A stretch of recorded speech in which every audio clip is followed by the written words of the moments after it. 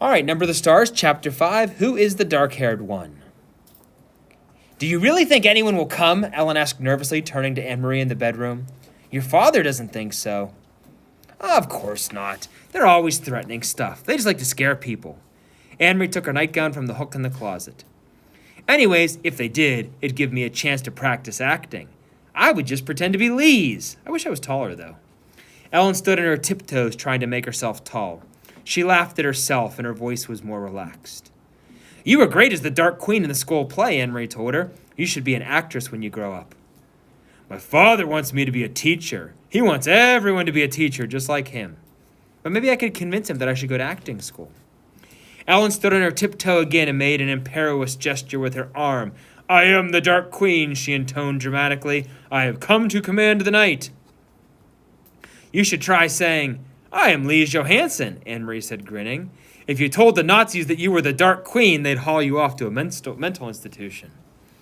Ellen dropped her actress pose and sat down with her legs curled under her on the bed. They won't really come here, do you think? She asked again. Anne-Marie shook her head. Not in a million years. She picked up her hairbrush. The girls found themselves whispering as they got ready for bed. There was no need really to whisper. They were, after all, supposed to be normal sisters, and Papa said they could giggle and talk. The bedroom door was closed. But the night did seem somehow different from a normal night. And so they whispered. How did your sister die, Anne-Marie? Ellen asked suddenly. I remember when it happened, and I remember the funeral. It was the only time I've ever been in a Lutheran church. But I never knew what happened. I don't know exactly, Anne-Marie confessed. She and Peter were out somewhere together, and there was a telephone call, and there had been an accident. Mama and Papa rushed to the hospital. Remember, your mom came and stayed with me and Kirsty? Kirsty was already asleep, and she slept right through everything. She was so little then. But I stayed up, and I was with your mother in the living room when their parents came home and told me in the middle of the night. They told me Lise had died. I remember it was raining, Ellen said sadly. It was still raining the next morning when Mama told me. Mama was crying, and the rain made it seem as if the whole world was crying. Anne-Marie finished brushing her long hair and handed the hairbrush to her best friend. Ellen undid her braids, lifted her dark hair away from the thin gold chain that she wore around her neck, the chain that held the Star of David, and began to brush her thick curls. I think it was partly because of the rain. They said she was hit by a car. I suppose the streets were slippery and it was getting dark. Maybe the driver just couldn't see, Anne-Marie went on, remembering. Papa looked so angry. He made one hand into a fist and he kept pounding it into the other hand. I remember the noise of it. Slam, slam, slam. Together they got into the wide bed and pulled up the covers. Anne-Marie blew out the candle and drew the dark curtains aside so that the open window near the bed let some fresh air in. See that blue trunk in the corner? She said, pointing to the darkness. Lots of Lisa's things are in there, even her wedding dress. Mama and Papa have never looked at those things, not since the day they packed them away. Ellen sighed. She would have looked so beautiful in her wedding dress. She had such a pretty smile. I used to pretend that she was my sister, too. She would have liked that, Anne-Marie told her. She loved you. That's the worst thing in the world, Ellen whispered, to be dead so young. I wouldn't want the Germans to take my family away to make us live someplace else. But still, it wouldn't be as bad as being dead. Anne-Marie leaned over and hugged her. They won't take you away, she said. Not your parents either. Papa promised they were safe, and he always keeps his promises, and you are quite safe here with us. For a while they continued to murmur in the dark, but the murmurs were interrupted by yawns. Then Ellen's voice stopped, and she turned over. In a minute, her breathing was quiet and slow. Anne-Marie stared at the window where the sky was outlined by a tree branch, and it moved slightly in the breeze. Everything seemed very familiar, very comforting. Dangers were no more than odd imaginations, like ghost stories that children made up to frighten one another, and things that couldn't possibly happen. Anne-Marie felt completely safe here in her own home, with her parents in the next room, and her best friend asleep beside her. She yawned contentedly and closed her eyes. It was hours later, but still dark, when she was awakened abruptly by the pounding on the apartment door. Anne-Marie eased the bedroom door open quietly, only a crack, and peeked out. Beside her, Ellen was sitting up, her eyes wide. She could see Mama and Papa in their nightclothes moving about. Mama held a lighted candle, but as Anne-Marie watched, she went to a lamp and switched it on. It was so long a time since they had dared to use the strictly rationed electricity after dark that the light in the room seemed startling to Anne-Marie, watching through the slightly open bedroom door. She saw her mother look automatically to the blackout curtains, making certain that they were tightly drawn. Papa opened the front door to the soldiers. "This is the Johansson apartment," a deep voice asked the question loudly in a terribly accented Danish.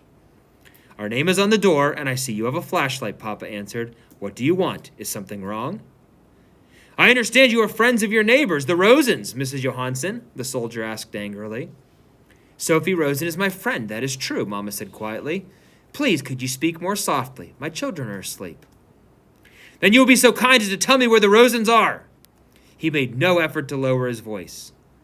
"I assume they're home sleeping. It's 4 a.m. after all," Mama said.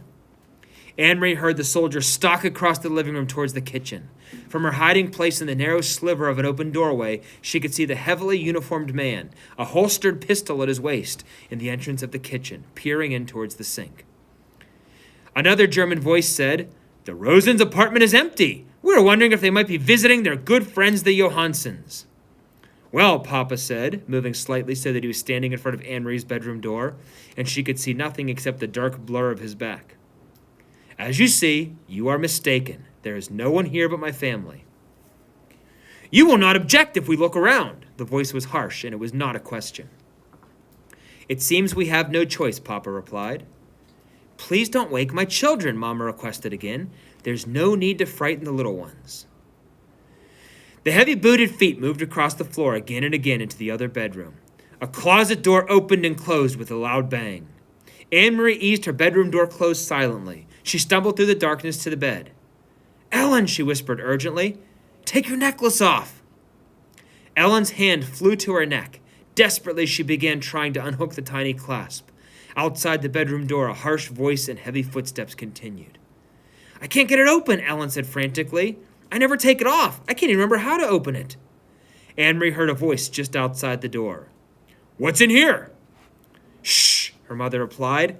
"My daughter's bedroom. They're sound asleep." "Hold still," Anne-Marie commanded. "This will hurt." She grabbed the little gold chain and yanked with all her strength and broke it. As the door opened and the light flooded into the bedroom, she crumpled it into her hand and closed her fingers tightly. Terrified, both girls looked up at 3 Nazi officers who entered the room. One of the men aimed a flashlight around the bedroom. He went to the closet and looked inside. Then, with a sweep of his gloved hand, he pushed to the floor several coats and a bathrobe that hung from pegs on the wall. There was nothing else in the room except for a chest of drawers, the blue decorated trunk in the corner, and a heap of Kirsty's dolls piled into a small rocking chair. The flashlight beam touched each thing in the turn. Angrily, the officer turned towards the bed. "Get up," he ordered. "Come out here." Trembling, the 2 girls rose from the bed and followed him, brushing past the 2 remaining officers in the doorway to the living room. Anne-Marie looked around. These 3 uniformed men were different from the ones in the street corners. The street soldiers were young, sometimes ill at ease, and Anne-Marie remembered how the giraffe had for a moment let his harsh pose slip and smiled at Kirsty. But these men were older, and their faces were set with anger. Her parents were standing beside each other, their faces tense, but Kirsty was nowhere in sight. Thank goodness that Kirsty slept through almost everything. If they had wakened her, she would be wailing, or worse, she'd be angry and her fists would be flying. "Your names," the officer barked. "Anne-Marie Johansson, and this is my sister." "Quiet! Let her speak for herself. Your name?" He was glaring at Ellen. Ellen swallowed. "Lise," she said, and cleared her throat. "Lise Johansson." The officer stared at them grimly. "Now," Mama said in a strong voice, "you've seen that we're not hiding anything. May my children go back to bed." The officer ignored her. Suddenly, he grabbed a handful of Ellen's hair. Ellen winced. He laughed scornfully. "You have a blonde child sleeping in the other room. And you have this blonde daughter," he gestured towards Anne-Marie with his hand. "Where did you get the dark-haired one?" He twisted the lock of Ellen's hair. "From a different father? From the milkman?" Papa stepped forward. "Don't speak to my wife in such a way. Let go of my daughter, or I will report you for such treatment." "Or maybe you got her from someplace else," the officer continued with a sneer. "From the Rosens." For a moment, no one spoke. Then Anne-Marie, watching in panic, saw her father move swiftly to the small bookcase and take out a book. She saw that he was holding the family photograph album. Very quickly, he searched through its pages, found what he was looking for, and tore out 3 pictures from 3 separate pages. He handed them to the German officers who released Ellen's hair. "You will see each of my daughters, each with her name written on the photograph," Papa said. Anne-Marie knew instantly which photographs he had chosen. The album had many snapshots, all the poorly focused pictures of school events and birthday parties, but it also contained a portrait taken by a photographer of each girl as a tiny infant. Mama had written in her delicate handwriting the name of each baby daughter across the bottom of these photographs. She realized, too, with an icy feeling, why Papa had torn them from the book. At the bottom of each page, below the photograph itself, was written the date. And the real Lise Johansen had been born 21 years earlier. "Kirsten Elizabeth," the officer read, looking at Kirsty's baby picture. He let the photograph fall to the floor.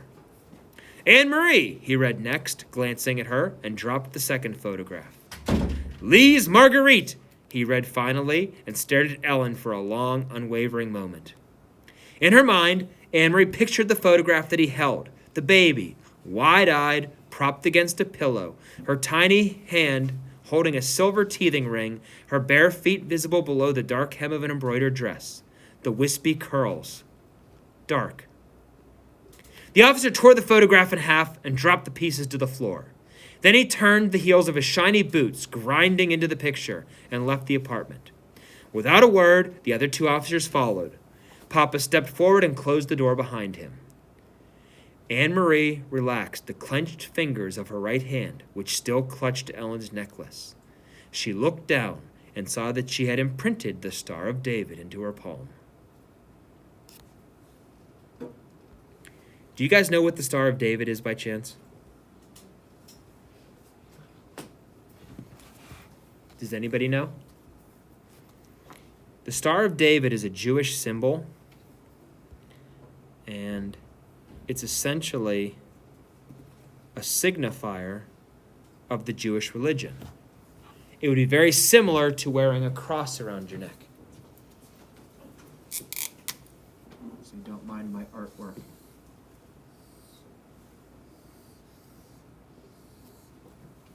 Did you ever see that symbol before? Yeah.